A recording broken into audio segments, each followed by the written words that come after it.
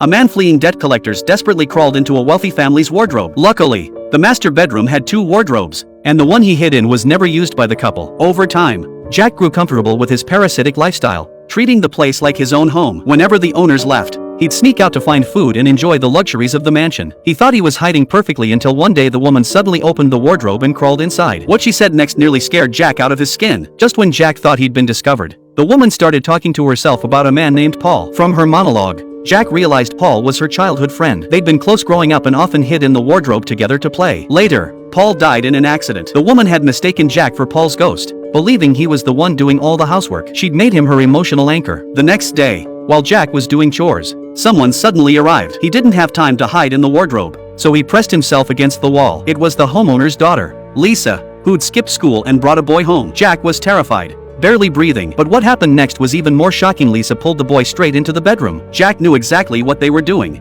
and it infuriated him. But he was just a freeloader with no right to interfere in their business. To avoid being discovered, he had to pretend he hadn't heard anything. That night, he couldn't sleep. By now, he'd started thinking of himself as part of this family, even viewing Lisa as his own daughter. Worried she was going down the wrong path, Jack came up with a plan. After Lisa fell asleep, he snuck into her room, grabbed her phone, and secretly texted the boy, arranging for him to come over. The next day, after everyone left, Jack waited. When the boy arrived, Jack pretended to be Lisa's father. He sat the boy down and came clean, warning him to stay away from Lisa or face the consequences. The boy immediately backed down, apologizing profusely and promising never to bother Lisa again. Honestly, Jack was acting more like the man of the house than the actual homeowner. That evening, when the woman came home from work, she stood in front of the wardrobe again, talking to herself, pouring out her heart. To her, the wardrobe wasn't just a place to store clothes, it was like a confidant who listened to her troubles. The next morning, Jack secretly took out some of the woman's clothing, lay on her bed, and hugged her pillow, which still held her warmth. He fantasized about embracing her. Even Jack himself wasn't sure if he'd fallen in love with her, but fate had other plans. Jack's actions from a few days ago nearly destroyed the family. Lisa blamed her father for breaking her up with her boyfriend,